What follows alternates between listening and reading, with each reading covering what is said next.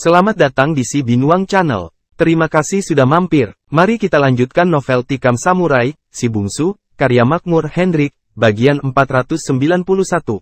Selamat mendengarkan. Masih bersama Si Binuang Channel. Mereka berkumpul lagi di rumah Yosua. Si Bungsu dan Angela tiba lebih duluan. Mereka disambut oleh Elizabeth, istri Yosua, tegak dengan bedil di tangan dengan sikap waspada. Bedil dia letakkan ke dalam setelah mengetahui siapa yang datang. Elizabeth segera meletakkan makan siang untuk para tamunya. Angela datang membantu. "Yosua di mana?" tanya Elizabeth. Jelas nadanya sangat mencemaskan suaminya. "Dia akan pulang dengan selamat." "Tenanglah," bujuk Angela menggenggam tangan separuh baya itu. Elizabeth tak dapat menahan kecemasannya. Dia nangis meski nampak untuk tak meneteskan air mata. "Dia segala-galanya untukku. Dia tak hanya suami tapi juga ayah dan sahabat bagi kami," bisiknya lirih. Saat menanti kedatangan Yosua itulah, Elizabeth yang masih kelihatan cantik itu bercerita tentang dirinya, cerita yang mengungkapkan misteri yang sejak kemarin sudah tercium oleh Si Bungsu dan Angela. Gadis yang meninggal itu benar anak kandungnya, tapi bukan anak Yosua. Anak itu hasil hubungannya dengan seorang laki-laki yang bekerja di perusahaan. Namun setelah dia hamil, lelaki itu meninggalkannya begitu saja. Ketika dia menuntut untuk bertanggung jawab, justru lelaki itu mengirim tukang pukul dan penjahat yang nyaris membunuhnya. Elizabeth dilemparkan ke sungai setelah dianiaya. Nampaknya seolah-olah seperti kecelakaan. Elizabeth tak kuasa untuk mengadu. Uang nampaknya berkuasa. Dia luntang-lantung dalam keadaan hamil dan melarat sekali. Saat demikianlah dia bertemu dengan Yosua. Indian itu membawanya ke rumahnya, memberinya makan dan pakaian. Merawatnya hingga sembuh. Elizabeth bersumpah dalam hati. Apapun yang terjadi setelah itu dia akan tetap mengabdi pada Indian itu. Betapa tidak. Lelaki yang menghamilinya ternyata hanya menginginkan tubuh dan kecantikannya saja. Dan lelaki Amerika manapun tak seorang pun mengulurkan tangan untuk membantu. Justru seorang Indianlah yang membantunya. Anak itu lahir di rumah Yosua. Lahir tanpa pertolongan seorang dokter. Waktu itu kehidupan Yosua sangat sulit. Tapi dia pernah menolong kelahiran secara tradisional. Dialah yang membantu kelahiran dengan selamat dan anak itu mereka beri nama Conchita. Elizabeth sangat terharu. Betapa penuh perhatiannya Yosua pada anaknya. Pada dirinya, diam-diam tanpa dapat dihindari rasa cinta yang tulus tumbuh di hatinya pada Indian yang berusia lebih tua darinya. Tapi suatu hari ketika Conchita berusia 3 tahun, ketika dia sudah sehat benar, Yosua menawarkan agar dia meninggalkan rumah itu. Tentu saja Elizabeth amat terkejut. Apakah kami sangat memberatkanmu, Yosua?" Indian itu menggeleng. "Engkau masih muda dan cantik, Nona. Masa depanmu pasti cerah kalau meninggalkan rumah reotku ini. Apakah kau tidak menyayangi kami?" Yosua diam, seperti merenungi hidupnya yang sunyi. "Aku mencintai anakmu Nona, tapi kau tak mencintaiku." "Tidak." Elizabeth seperti ditikam jantungnya. Dia ingin mendengar Indian itu berterus terang. Dia bukannya tak tahu, banyak lelaki Amerika yang akan tergiur pada kecantikan dan kemontokan dirinya. Tapi Indian ini seperti teluk yang sangat dalam dan amat tenang, tak beriak sedikit pun permukaannya. Tak dapat diduga apa yang terjadi di dalam sana. Elizabeth ingin tahu apa pendapat Indian yang sangat dihormati itu tentang dirinya. Dan ketika Indian itu berterus terang bahwa tidak mencintainya, dia benar-benar merasa tertikam untuk sesaat dia tak dapat bicara. Apakah karena diriku yang sudah ternoda itu sehingga engkau tak mencintaiku?" "Bagiku kau tak bersalah Nona. Kau adalah wanita cantik dan lembut, yang pantas dicintai lelaki terhormat." "Lalu kenapa?" "Sudah kukatakan, kau layak dicintai lelaki terhormat, bukan seorang Indian sepertiku. Aku tak mencintaimu karena kau berkulit putih, adalah aib bagi kalian. Kalau mencintai seorang Indian, bukan," ujar Yosua perlahan. Apa yang dikatakannya adalah kebenaran mutlak, kebenaran tentang perbedaan kelas yang hidup subur di tengah masyarakat kulit putih Amerika. Elizabeth merasa ditikam jantungnya, ternyata karena itulah, kenapa selama ini dia bersikap dingin terhadapnya. Namun Elizabeth tak mau meninggalkan rumah itu, dia tetap tinggal di sana. Hingga akhirnya telah 3 tahun sejak itu, Yosua berhasil dia yakinkan kalau dia memang benar-benar mencintainya. Mereka akhirnya menikah dan membesarkan Conchita dengan penuh kasih sayang. Yosua adalah suami yang penuh kasih sayang dan bertanggung jawab. Dia juga punya toleransi yang besar, baik sesama orang Indian maupun terhadap orang Amerika lainnya, apakah kulit putih atau negro. Pernah suatu kali Elizabeth meminta mencari lelaki yang pernah menghamili dan mengirimkan orang untuk membunuhnya, agar Yosua membalaskan dendamnya. Namun Yosua memeluk Elizabeth dengan penuh kasih sayang, dan berkata, "Aku tak mungkin memenuhi permintaanmu itu, justru aku malah berterima kasih padanya. Jika dia tak berbuat begitu padamu, misalnya saja dia mau bertanggung jawab dan menikahimu, maka aku tak akan pernah menikahi wanita kulit putih yang cantik dan baik hati sepertimu. Elizabeth merasa terharu. Dia peluk lelaki itu dan menangis di dadanya yang kukuh dan perkasa. Demikianlah hidup yang mereka jalani hari demi hari. Yosua bekerja di sebuah perkebunan dan Elizabeth tetap di rumah. Secara material memang hidup mereka amat bersahaja. Namun Elizabeth benar-benar amat berbahagia. Mari kita lanjutkan novel Tikam Samurai, Si Bungsu, karya Makmur Hendrik, bagian 492. Si Bungsu dan Angela terdiam mendengar kisah Elizabeth. Tak lama kemudian, orang yang mereka tunggu, Yosua dan Elang Merah, muncul dengan sedan mereka. Elizabeth memburu keluar, demikian juga Pipa Panjang. Yosua membopong jenazah Conchita, anak gadisnya yang terbunuh dalam upacara ritual di markas Ku Klux Klan.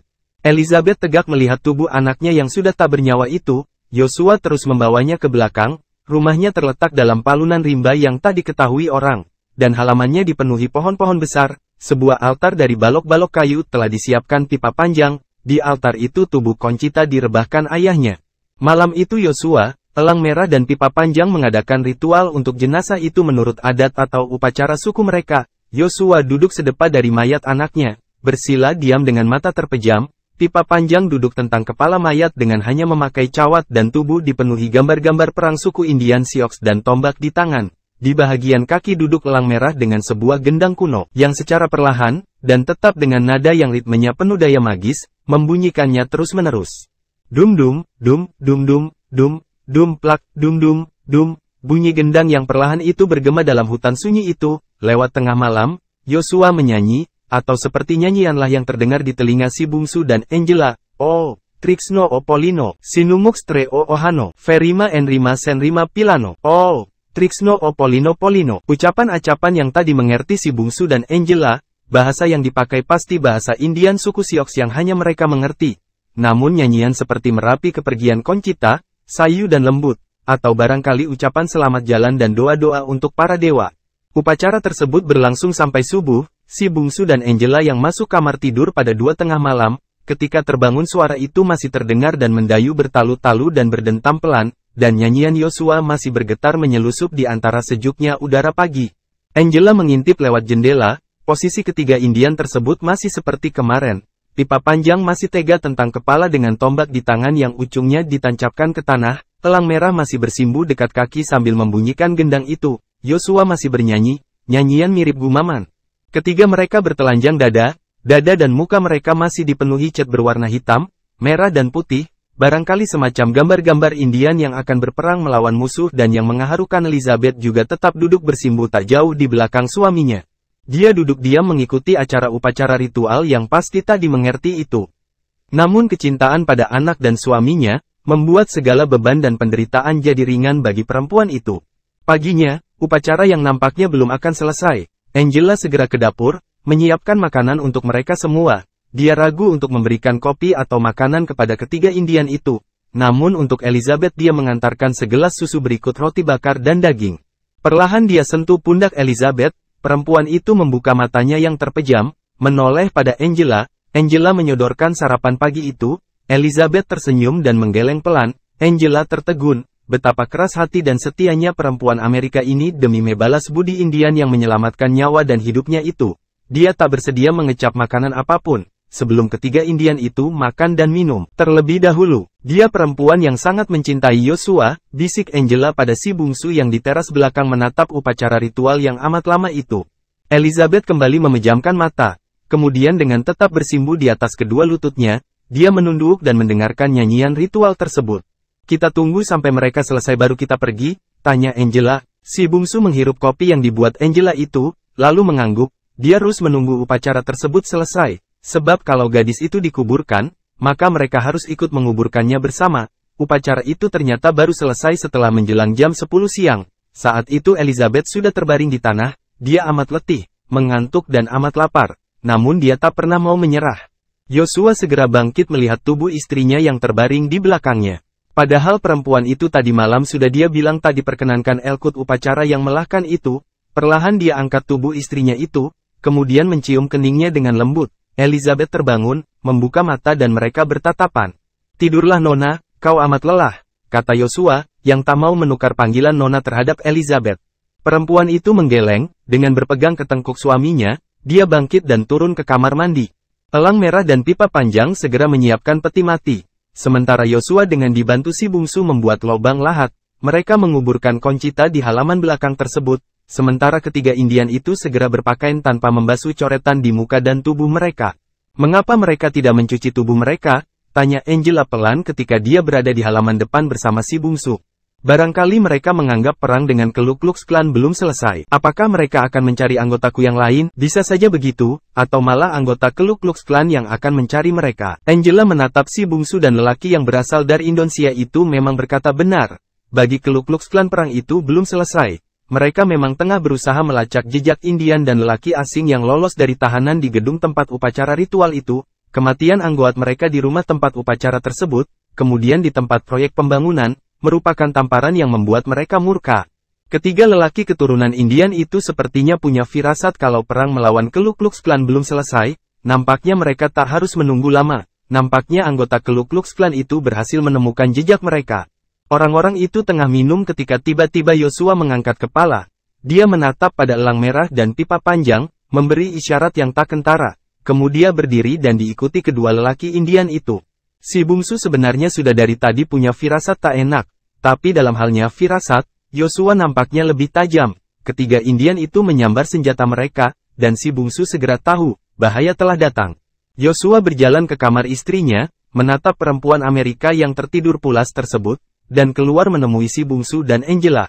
Ada orang yang mendekat ke sini, mungkin 4 atau 5 orang. Si bungsu menatap ke halaman rumah di tengah hutan itu yang sepi, tapi memang firasatnya berkata, ada sesuatu yang bergerak mendekat. Firasatnya yang tajam, yang waktu dulu, bertahun-tahun yang lalu pernah diasah dan dilatih di Gunung Sago, kini bekerja lagi.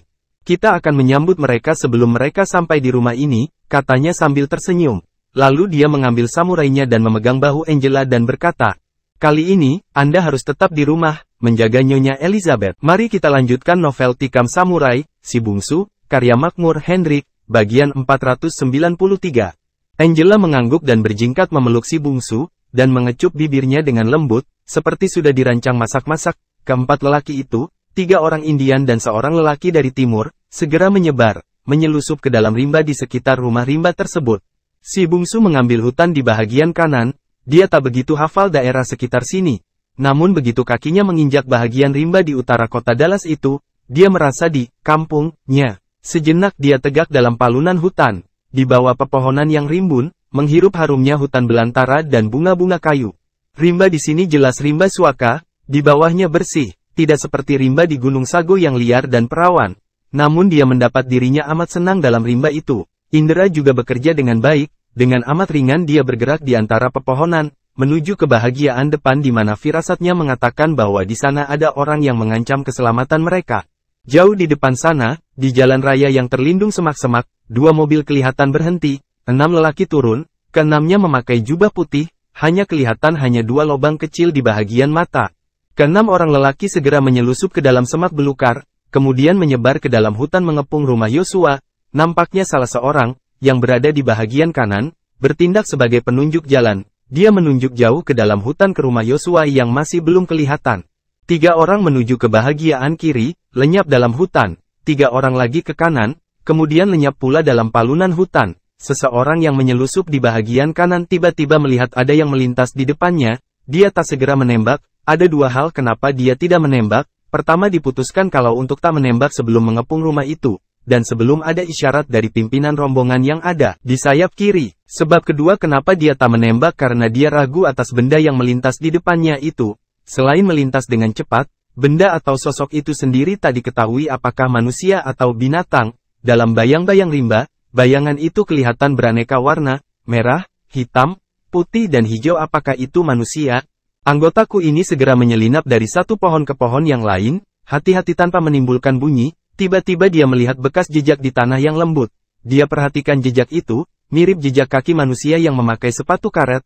Dia berhenti, berjongkok sambil bertelekan pada bedilnya, mengamati jejak itu, menatap ke kiri ke kanan, tak ada siapapun. Jejak itu lenyap tanpa bekas ditentang dia, berjongkok, lenyap tanpa bekas. Kenapa? Aneh, dia merasa ngeri tiba-tiba, dan tiba-tiba pula, topengnya yang mirip kerucut itu, disentakan orang, terlembar dan kepalanya kini tak tertutup.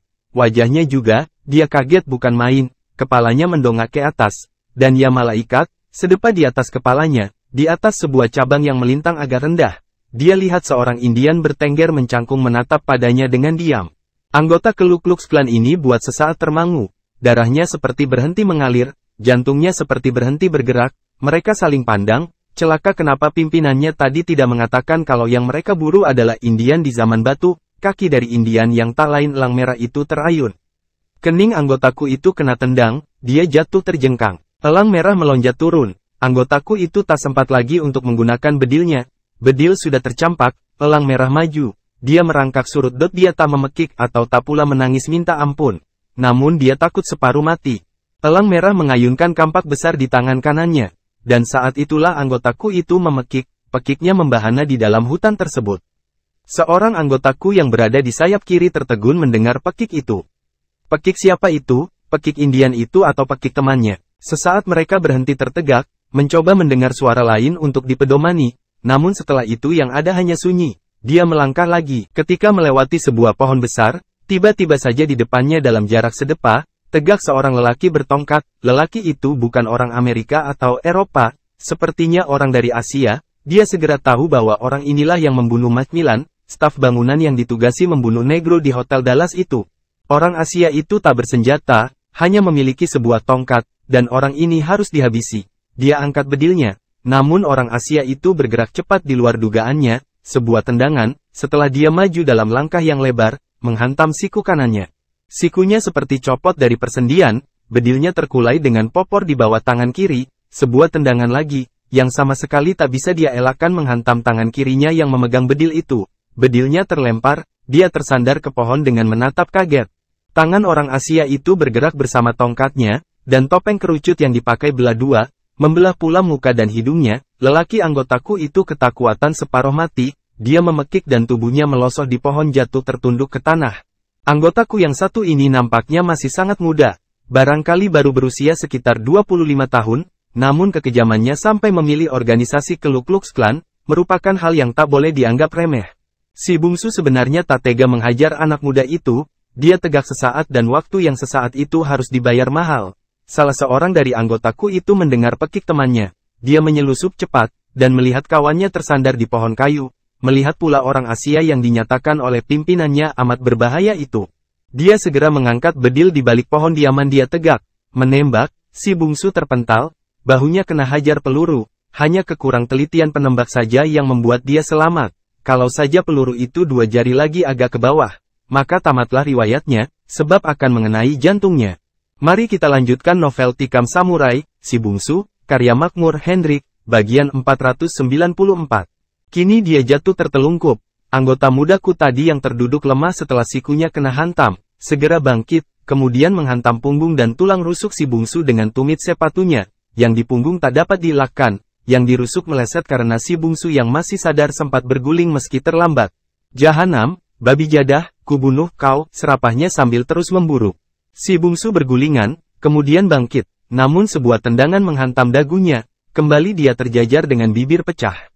Menghindar dari sana John, biar kusudahi nyawanya, terdengar suara dari balik pohon.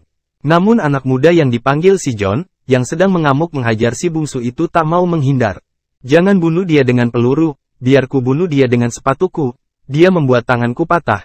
Jahanam babi ini, dan ucapan itu diakhiri dengan sebuah tendangan tumit sepatu ke arah jantung si bungsu. Tapi lelaki dari Gunung Sago ini sudah malang melintang di berbagai ancaman maut. Begitu tumit sepatu menghunjam ke bawah, tangan kanan yang masih sehat menangkis sambil mengibas ke arah depan, seiring dengan itu, kaki kanannya mengait kaki si John itu. Anak muda itu kehilangan keseimbangan. Sebab sebelah kakinya yang gagal menghentakkan tumit itu masih menggantung. Kini kakinya terkait, dan jatuh menimpa si bungsu, terdengar suara melenguh, tak tahu suara siapa.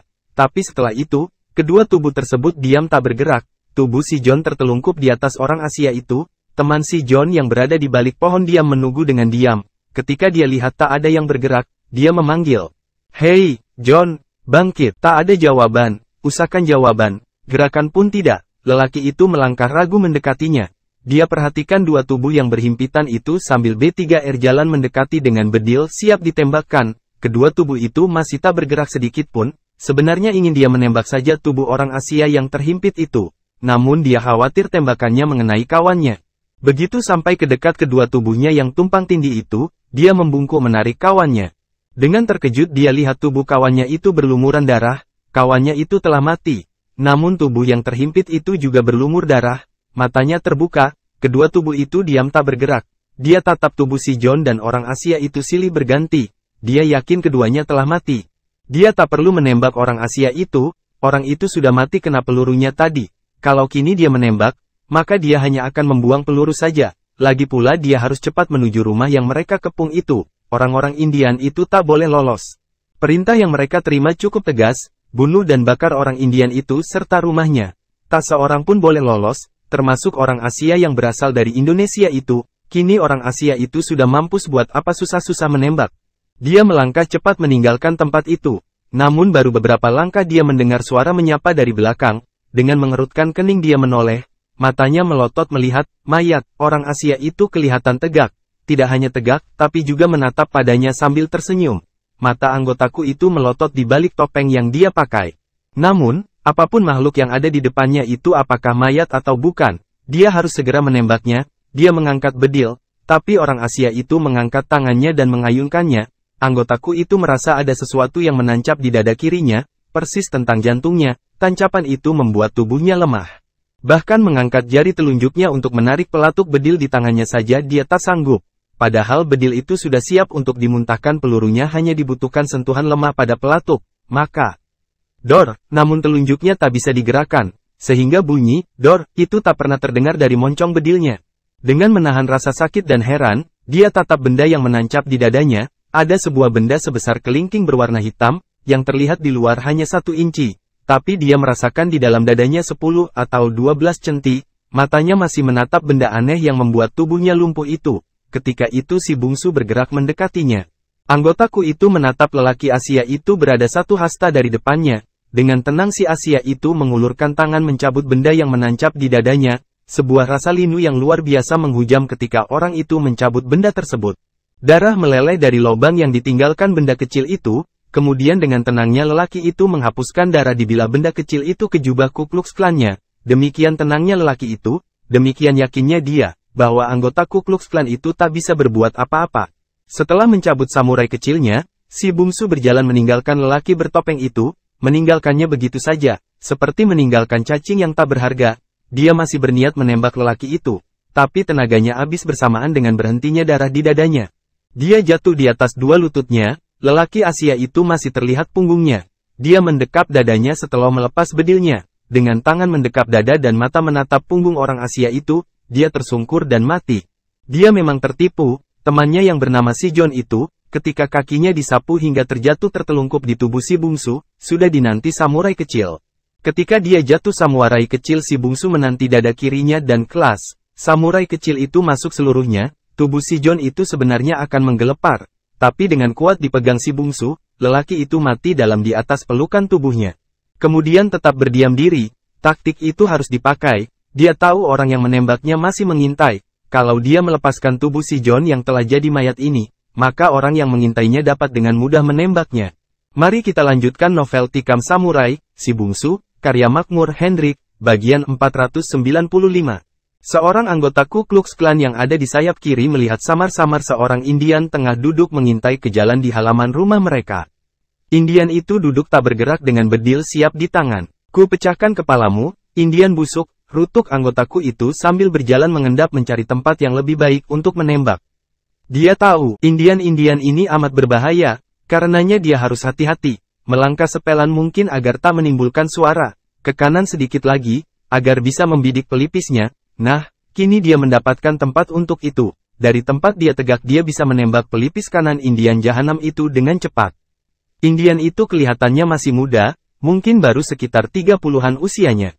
Kalau begitu yang satu ini bukanlah Indian yang ditahan di rumah peribadatan dan yang meloloskan diri dengan orang Asia itu, tapi beta pun jua, sesuai perintah yang diterima. Setiap orang berada di rumah ini, yang terdiri dari 2 Indian atau barangkali lebih, kemudian seorang lelaki Asia, lalu 2 orang perempuan, seorang diantaranya adalah Letnan Polisi Dallas, semuanya harus dibunuh, tak ada kecuali. Nah, kini dia membidik, tadi dia sudah mendengar beberapa tembakan. Sebagai komandan dari penyergapan ini, seharusnya kawan-kawan menunggu perintah dari dia. Tapi keadaan mungkin mendesak mereka untuk segera menembak. Tak apalah, jadi kini dia juga harus menembak. Dia membidik. Tapi, ujung bedilnya itu, yang entah dari mana datangnya, yang tadi ketahui kapan munculnya itu, ya Tuhan, makhluk itu tak lain dari si Indian Tuan, Yosua.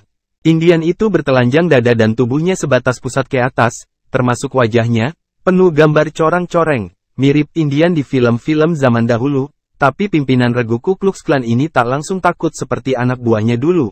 Dia melepaskan bedilnya. Kemudian menghujamkan pukulannya ke wajah Indian itu. Yosua sudah siap. Tangan yang memukulnya itu dia tangkis dengan kampak, krut. Pukulan yang keras itu menerpa mata kampak besar yang amat tajam itu, dan anggotaku yang hebat itu meraung, raungnya juga hebat. Betapa dia takkan meraung, tinjunya terbelah dua sampai pergelangan. Di ujung sana, Indian yang tadi dia membidik yang tak lain daripada si pipa panjang, menoleh dan tersenyum. Dia memang sengaja duduk di sana sebagai perangkap untuk pimpinan regu anggotaku itu. Yosua menyambar topeng yang dipakai anggota Ku Klux Klan itu. Merenggutkannya, orang itu merunduk begitu topengnya terbuka. Namun Yosua menjambak rambutnya, menyentakkan hingga orang itu menengadah. Itzhak, desis Yosua begitu melihat wajah orang itu. Dan orang yang dia kenal itu, yang tak lain daripada mandornya di perkebunan di mana dia bekerja dahulu, mandor turunan Yahudi yang tak pernah ramah padanya. Pada orang turunan Indian, Meksiko atau Negro, mandor yang amat berkuasa. Dari namanya yang Itzhak, itu saja sudah tercium Yahudinya. Yahudi yang amat merasa super dan berkuasa di Amerika. Tanganmu sebaiknya dipotong hingga pergelangan, Tuan Mandor, kalau tidak bisa infeksi, Yosua berkata datar. Tanpa menunggu persetujuan si Mandor, dia seret orang itu, kemudian menekankan tangan kanannya yang belah itu ke sebuah kayu besar. Si Mandor meraung-raung, namun Yosua menetakkan kampaknya, dan, kres. Tangan itu putus sampai pergelangan. Nah, keadaanmu kini jauh lebih baik daripada tadi, Mandor, ujar Yosua. Si Mandor sudah basah celananya menahan sakit dan melihat darah yang menyembur dari bekas lukanya. Kedua tangan mua ini sering membikin celaka dan miniaya kami para buruh perkebunan. Kini keduanya harus dipotong, Mandor, ujar Yosua dengan nada datar. Dan selagi orang Yahudi yang sadis itu menghibah-hibah memohon ampun, giliran tangan kirinya pula yang dapat giliran kena tebas putus. Kini kedua tangannya putus hingga pergelangan. Kakimu sering menendang kami para buruh, kau masih ingat nasib Miguel, orang Meksiko yang tendang kemaluannya itu Mandor, kemudian setelah kemaluannya tak berfungsi kau setubuhi istrinya berkali-kali, kau ingat, si Yahudi telah tertunduk lemah karena takut dan lemah karena kehabisan darah, wajahnya amat pucat, celananya telah basah karena kencingnya, namun Yosua masih bercerita sambil ikut-ikutan duduk dekatnya. Setelah kau puas dengan istri Miguel yang malang itu, kau nodai pula anak gadisnya yang bernama Tertila, gadis cantik berumur 15 tahun, kau perkosa berkali-kali hingga gadis itu mati bunuh diri. Kau ingat itu Itzhak? Itzhak menggeleng dan mengangguk berkali-kali. Dia memohon ampun. Ah, kau pasti bergurau Mandor. Mana ada orang Yahudi, Mandor dan anggota Ku Klux Klan pula yang mengenal rasa takut. Apalagi minta ampun. Kau pasti bergurau Mandor. Itzhak menangis terseduh-seduh ingat anak dan istrinya, ingat harta dan gundiknya, ingat dunia kenikmatan yang akan ditinggalkannya. Kalau saja dia bisa tetap hidup meski kedua tangannya buntung, dia tetap bisa menikmati hidup ini. Soal tangannya adalah soal gampang, dengan uang sekian ratus dolar, kedua tangannya bisa utuh dengan tangan palsu. Tapi Yosua tidak memberikan jalan sedikit pun. Sambil duduk itu dia pegang kepala Itzhak. Dalam kepalamu ini, bersarang otak yang cemerlang unutet menyebar aniaya di tengah orang-orang berkulit berwarna. Saya ingin melihat otakmu, Itzhak. Kau pernah dengar betapa orang Indian menguliti kepala musuhnya? Ujar Yosua dengan nada suara dingin dan dengan tangan yang ramah mengusap-usap rambut Itzhak. Mari kita lanjutkan novel Tikam Samurai, Si Bungsu, karya Makmur Hendrik, bagian 496. Rambutmu ini amat indah, Itzhak. Bagi suku kami adalah merupakan kebanggaan jika dapat membawa kulit kepala musuh kami pulang ke rumah, untuk ditaruh sebagai hiasan. Tapi kita tak pernah bermusuhan Yosua. Saya bukan musuhmu. Oh, tidak, kita tak pernah bermusuhan. Kau menganiaya kami dulu di perkebunan semata-mata karena kasih sayangmu pada kami. Hari ini kau juga datang ke rumahku, dengan topeng mainanmu ini, dengan bedil di tanganmu, dengan membawa anak buah setengah lusin, juga bukan karena kita bermusuhan. Kau pastilah datang mencariku untuk memberikan sebuah ciuman dan memelukku serta membawaku minum sebagai rasa persahabatan, bukan? Begitu, bukan? Dan sambil berkata tangannya menjambak rambut Yahudi itu kuat-kuat. Itzhak sudah tak ada daya lagi. Mandor, tanganku sudah sangat tua. tanganku sudah tak lagi begitu ahli menguliti kulit manusia, sudah tak begitu mantap. Tapi ponakanku itu, yang tadi yang akan kau tembak pelipisnya, amat mahir. Dia punya pisau yang amat tajam, yang tak begitu menyakitimu bila dia mengelupas kulit kepalamu. Hei pipa panjang, mari sini. Indian muda itu bangkit, di tangannya ada pisau besar lagi mengkilat tajam. Si Yahudi bernama Itzhak yang terkenal sadis di perkebunan itu, dan terkenal sadis sebagai algojo Ku Klux Klan, kini hanya menatap dengan diam dengan mata basah pada Indian yang mendatanginya. Kemudian terdengar pekik menggema. Pekik itu terdengar oleh dua orang anggota Ku Klux Klan di tempat mereka. Kebetulan keduanya bertemu di bahagian selatan, 100 meter dari rumah. Kita tersus saja, kita bakar dinamit dan kita ledakan rumah itu, bisik yang satu. Kemudian mereka mendekat setapak demi setapak, kemudian berputar ke bahagian samping kanan. Tapi tiba-tiba mereka terhenti, di bahagian depan rumah itu, di bawah cucuran atap, mereka melihat sesosok tubuh menggantung-gantung. Digantung pas lehernya, kepala orang yang digantung itu mengkilap. Jubah putihnya berlumuran darah, kedua tangannya putus hingga pergelangan tangan, jelas itu adalah pimpinan regu mereka, Itzhak, dan jelas bahwa kulit kepalanya telah dikelupas dengan cara yang amat mahir. Kedua orang itu menggigil saking takutnya melihat mayat digantung itu, mereka tertegak lemah di tempat mereka. Cepat, hutan ini penuh iblis, bakar dinamit itu dan ledakan rumah jahanam itu, kita harus segera hambus dari sini, bisik yang seorang. Mereka lalu mengeluarkan dua bongkah dinamit dengan ukuran besar dari jubah mereka. Mereka menyalakan geretan, beberapa geretan itu berkali-kali mati karena apinya tak pernah dekat sumbu dinamit tersebut. Tangan mereka menggigil, ada beberapa menit, berulah sumbunya terbakar, tapi mereka tidak segera melemparkannya, soalnya api di sumbunya bisa mati. Dan saat itulah mereka mendengar suara desiran di belakang, mereka melihat ke belakang, lalu keduanya tak dapat menahan pekik. Di belakang mereka berdiri tiga orang Indian yang badannya penuh dengan gambar-gambar dan kampak di tangan. Mereka tak bisa berbuat apa-apa, sebab bedil mereka sudah ada di tanah. Dengan amat cepat mereka kena ringkus, mereka diikat ke pohon kayu besar tak jauh dari tempat mereka diringkus, lalu dinamit yang masih menyala sumbunya dimasukkan ke dalam jubah mereka. Kalian berusahalah unutek bebas, kalau kalian bisa melepaskan diri sebelum dinamit itu meledak, maka kalian tak akan kami ganggu, kami akan pulang ke rumah itu, berusahalah. Kata Yosua sambil berjalan dengan diikuti pipa panjang dan elang merah, kali ini kedua anggotaku itu tak bisa lagi tahan tangis dan lolongan. Dinamit yang dimasukkan dan diselipkan di dalam jubah mereka, sumbunya tinggal sedikit. Kalau dinamit itu meletus, ya Tuhan.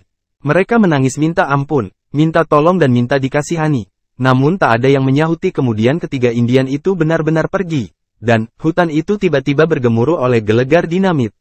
Si bungsu tertegun mendengar ledakan tersebut. Ada apa? Di sebelah utara, di arah bunyi ledakan dinamit tersebut, dia lihatnya sebuah pohon sebesar 2 kali dekapan manusia dewasa, terpental beberapa meter ke udara dan pucuknya naik meninggi, kemudian jatuh melosok ke bawah turun dan tumbang, si pongang ledakannya bersahutan. Segala isi hutan itu kaget. Elizabeth sendiri kaget terbangun, Angela berusaha menenangkannya walau juga berdebar. Di mana Yosua? Tanyanya begitu bangun. Angela yang juga sangat mengkhawatirkan si bungsu, coba jelaskan akan kedatangan beberapa orang itu. Elizabeth bangun dan terdorong oleh rasa ingin tahu, Angela juga berlari keluar.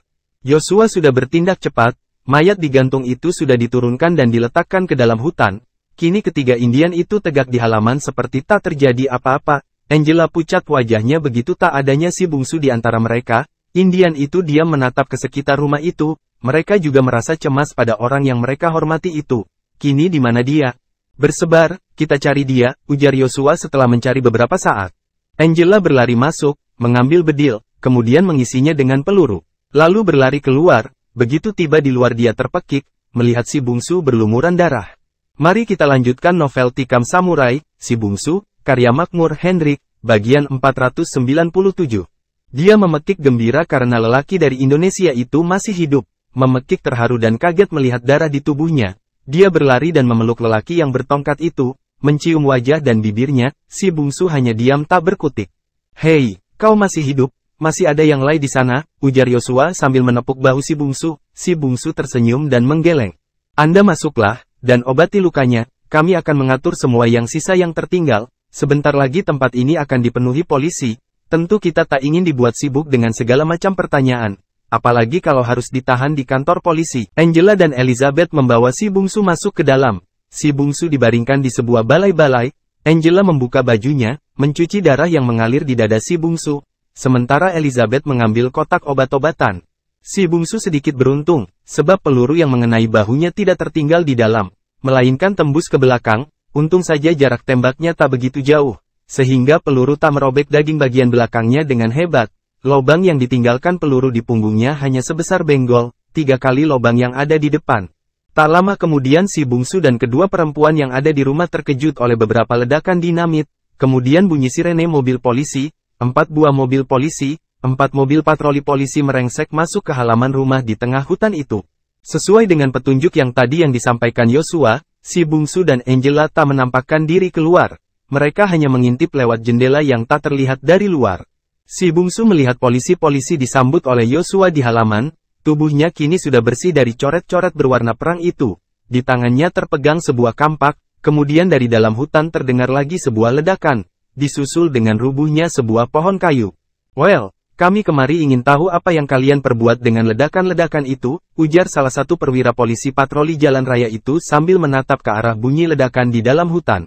"Seperti perang Vietnam," ujar polisi yang lain. 3 polisi yang lain menuju hutan kiri, 3 lagi ke hutan-hutan kanan. Si bungsu dan Angela menatap dengan tegang. Polisi pasti menemukan mayat-mayat anggota Ku Klux Klan tersebut, meskipun mayat bandit, namun tetap saja menimbulkan masalah ruwet. Namun Yosua kelihatan tenang-tenang saja. Lewat kisi jendela mereka mendengar Indian itu berkata, "Kami tak punya izin memiliki dinamit itu, kami menemukannya 6 bulan yang lalu dekat belukar sana. Kami sudah melaporkannya pada polisi. Namun pihak polisi tidak menanggapi. Maka hari ini kami mencoba. Apakah dinamit itu masih berfungsi atau tidak? Anda punya surat polisi yang tidak digubris tersebut?" Yosua mengeluarkan sebuah kertas yang sudah usang dari kantongnya. Si polisi mengamati kemudian mengangguk.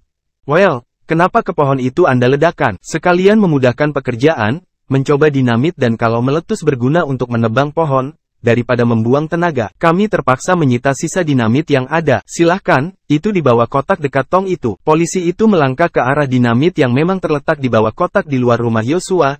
Kemudian si polisi meniup fluid, ke-6 polisi yang lain bermunculan dari rimba tersebut. Tidak hanya polisi saja yang muncul, juga pipa panjang dan elang merah. Semua dalam keadaan berpakaian rapi. Padahal baru saja si bungsu melihat mereka bercoreng-moreng. Ketika akan menyergap ke-6 polisi anggota Ku Klux Klan tersebut, polisi-polisi itu membawa sisa dinamit yang ada di luar rumah Yosua, kemudian membawa semacam surat tanda terima. "Kalian menemukan sesuatu?" tanya polisi itu pada 6 anak buahnya yang tadi masuk ke rimba itu. Yang ditanya hanya menggeleng. "Baik, kita tinggalkan rumah ini, Yosua, suatu hari nanti kami akan memanggil Anda untuk minta penjelasan tentang dinamit ini." Mari kita lanjutkan novel Tikam Samurai, Si Bungsu, karya Makmur Hendrik, bagian 498. Dengan segala senang hati, Letnan, mobil-mobil polisi itu pun bergerak pergi. "Anda memang menemukan dinamit itu di sini?" tanya si bungsu ketika mereka makan malam. Yosua mengangguk. "Dinamit itu kutemukan ketika menggali pondasi, barangkali sisa latihan tentara saat Perang Utara Selatan, pernah kulaporkan tapi tak digubris." "Lalu kenapa mereka tidak menemukan mayat atau serpisan daging akibat ledakan tadi?" "Cara mudah melenyapkan mayat adalah dengan meledakkannya." "Ya, tapi serpihan dagingnya pasti ditemukan." "Benar, kalau dinamitnya sedikit, kau tahu berapa banyak dinamit yang kami pergunakan? Untuk meledakkan mayat dan pohon itu kami pergunakan cukup banyak, cukup untuk menghancurkan kota Dallas." Tak kau dengar gelegarnya? Tubuh mereka tak bersepihan karena diikat ke dinamit itu, tidak ada serpihan malah menjadi lumat seperti tepung. Ketika mengobati punggung si bungsu yang luka, Angela merasa kaget dan ngeri. Punggung lelaki dari Indonesia itu penuh dengan barut-barut luka, memanjang dari bahu kiri ke pinggang kanan, atau sebaliknya, belum lagi sayatan-sayatan melintang yang banyak jumlahnya. "Ya Tuhan, apakah ini bekas dicencang?" tanyanya sambil meraba punggung si bungsu dengan jari-jarinya yang halus dan lentik. "Ya, memang bekas dicencang," jawab si bungsu datar. "Nampaknya bekas disayat senjata yang amat tajam. Namanya samurai," kata si bungsu pula. "Samurai, itu senjata khas Jepang." "Ya, senjata yang saya bawa itu, yang mirip dengan tongkat kayu." Dan Angela tiba-tiba teringat pada tongkat yang dipergunakan oleh lelaki Asia ini untuk membabat Macmillan di perusahaan bangunan beberapa hari yang lalu.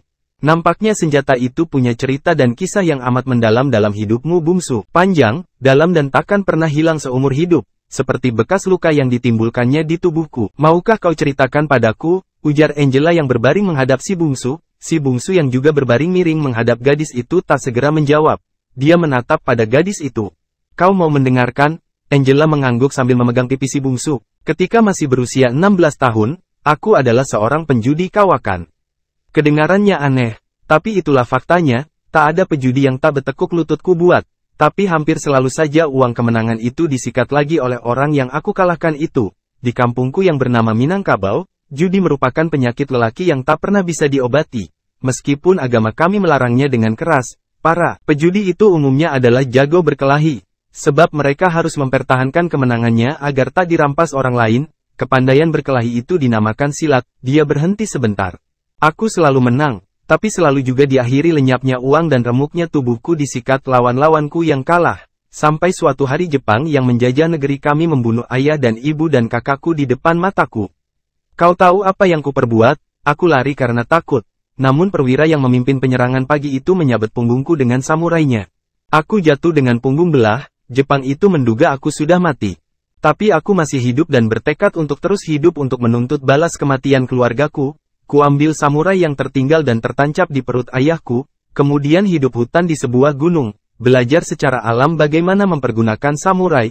Ternyata penderitaanku tidak hanya sampai di sana. Dalam proses kemerdekaan aku banyak terlibat dalam perkelahian dengan tentara Jepang. Suatu hari aku tertangkap dan dikurung dalam terowongan dalam kota, dan di sana kembali tubuhku disayat-sayat. Jari dipatahkan dan kuku dicabut. Si bungsu berhenti bercerita karena melihat mata Angela basah. Hei, kenapa? Alangkah menyakitkan masa lalumu dir. Itu sudah lama berlalu. Ya, tapi aku tak tahan membayangkan betapa menderitanya dirimu. Nah, kita akhiri cerita itu. Angela menggeleng. Jangan hentikan, saya akan dengar. Kau takkan menangis lagi. Angela menggeleng sambil mencium pipi si bungsu.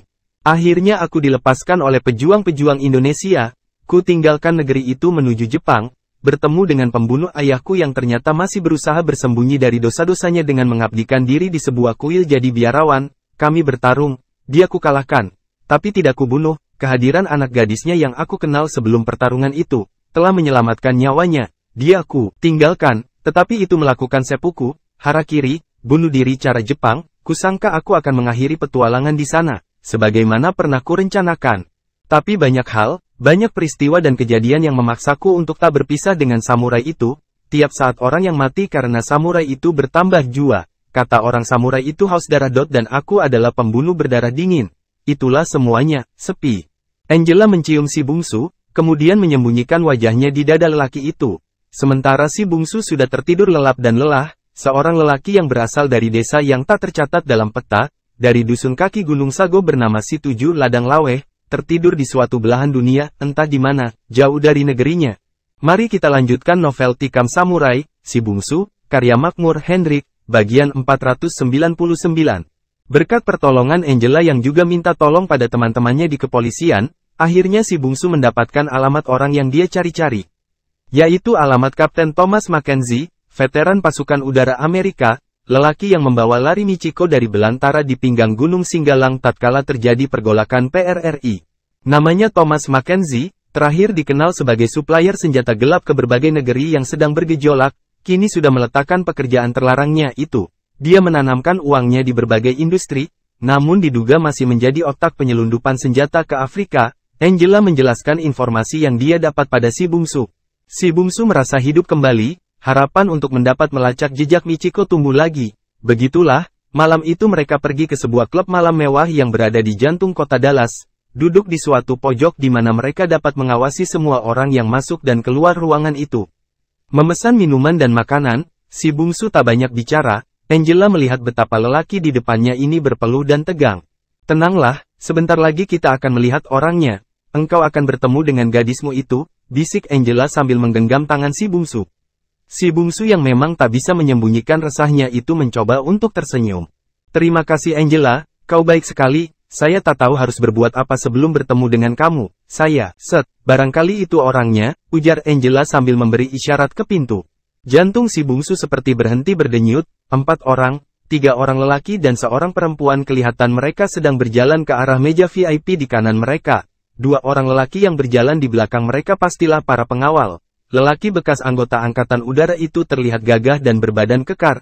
Wajahnya tersenyum selalu. Dialah Thomas Mackenzie. Tapi yang membuat jantung si bungsu berhenti berdetak adalah perempuan yang berjalan di sisi Mackenzie. Perempuan itu amat dia kenal. Michiko. Ya, Makihiko. Dia hampir saja berdiri kalau tangannya tidak digenggam erat Angela. Duduklah dengan tenang Dir, masih banyak waktu, tunggu sampai mereka juga duduk. Si bungsu menahan hatinya, dia lihat lelaki yang berjalan di belakang bergegas menarik kursi untuk kedua orang itu. Thomas tegak di depan kursinya, menunggu sampai Michiko duduk, kedua pengawalnya tetap tegak tak jauh dari mereka. Begitu mereka duduk muncul pasangan dua perempuan dua lelaki.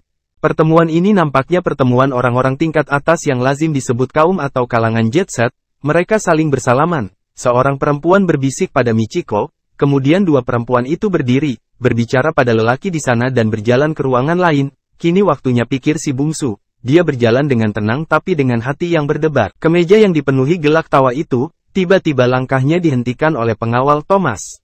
"Maaf, Tuan tidak bisa mendekat," ujar bodyguard itu perlahan. Tubuhnya terasa mendingin. Dari jarak 5 depa, di mana langkahnya tertahan oleh bodyguard Thomas, dia memanggil, "Tuan Thomas." Lelaki yang dipanggil itu masih tertawa dengan perempuan di seberangnya, seperti tak mendengar panggilan si bungsu.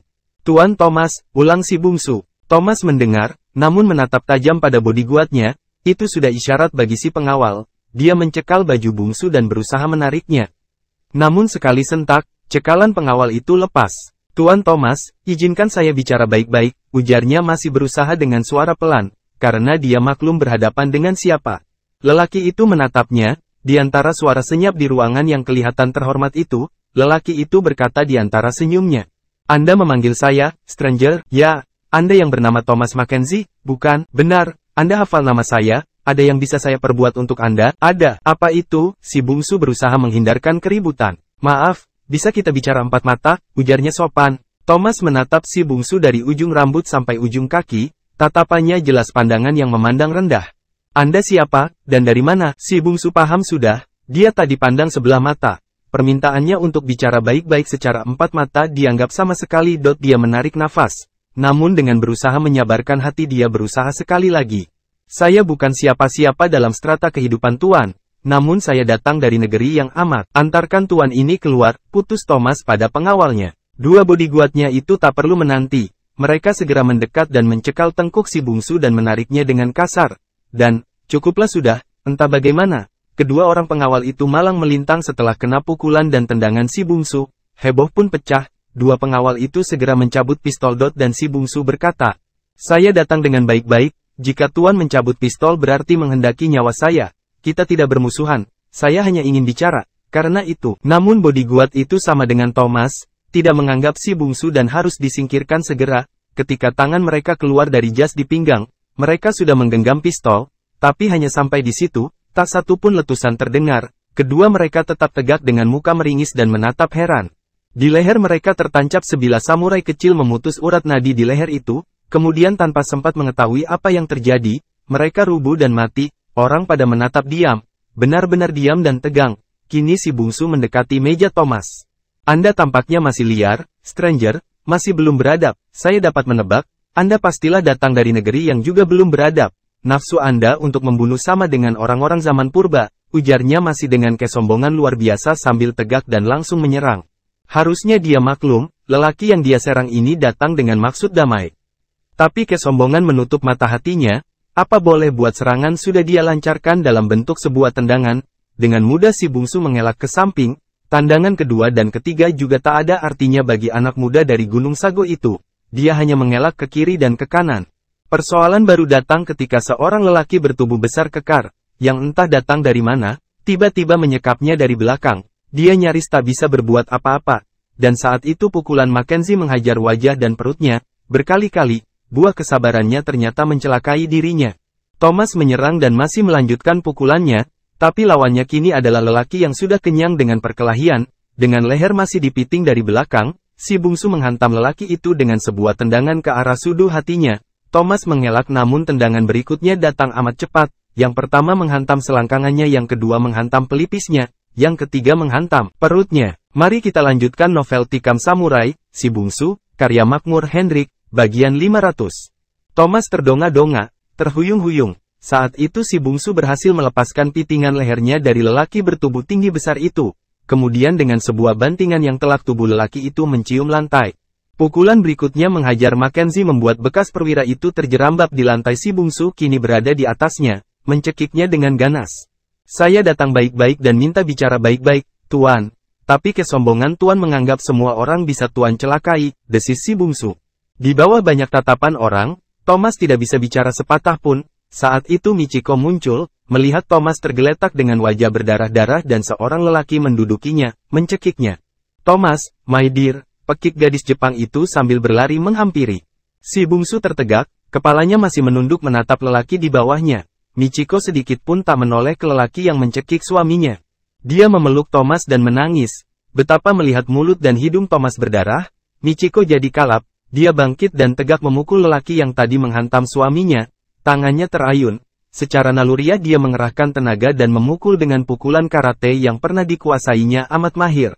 Selintas sepertinya dia seperti mengenal lelaki yang tegak di depannya, yang tadi menyerang suaminya. Pukulan itu mendarat telak di bibir si bungsu. Darah mengucur. Dan, Michiko, tertegak dengan mata terbelalak begitu mengenali lelaki yang dia hantam.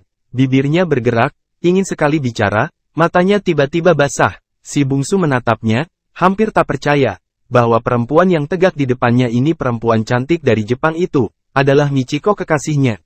Perempuan yang tak dapat dia lupakan, perempuan yang dicari menyeberangi lautan luas, melintasi jarak puluhan ribu kilometer, perempuan yang menurut sangkanya adalah perempuan yang memerlukan bantuannya. Tapi, mereka masih bertatapan, bibir Michiko bergerak, ada niat untuk menghapus darah di bibir si bungsu, namun tangannya tak kuasa dia angkat, ada niat untuk memeluk dengan segenap rasa rindu.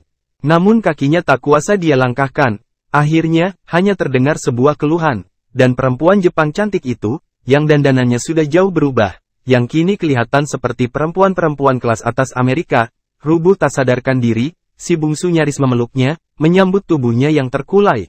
Namun tangan lain lebih cepat, tangan Thomas Mackenzie, semua yang melihat tertegak diam.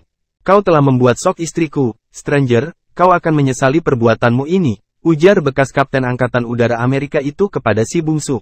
Kemudian perempuan itu di pangkunya, ketika akan beranjak, dia berkata lagi, "Jika istriku keguguran karena hal ini, stranger, kau takkan selamat." Dan orang itu pun pergi. Si bungsu nyaris tak percaya atas apa yang terjadi dan apa yang dia dengar serta apa yang dia lihat. "Benarkah semua peristiwa ini? Kau telah membuat shock istriku, stranger, kau akan menyesali perbuatanmu ini. Jika istriku keguguran karena hal ini, stranger, kau takkan selamat." Ucapan Mackenzie seperti mengiang lagi di telinganya. Perempuan itu, Michiko, ternyata telah menjadi istri orang itu. Mungkinkah itu? Mungkinkah? Dia teringat ucapan Michiko saat di Padang akan berangkat ke Bukit Tinggi. "Hati dan jiwaku milikmu kekasihku, milikmu selama-lamanya." Itu kata Michiko dahulu.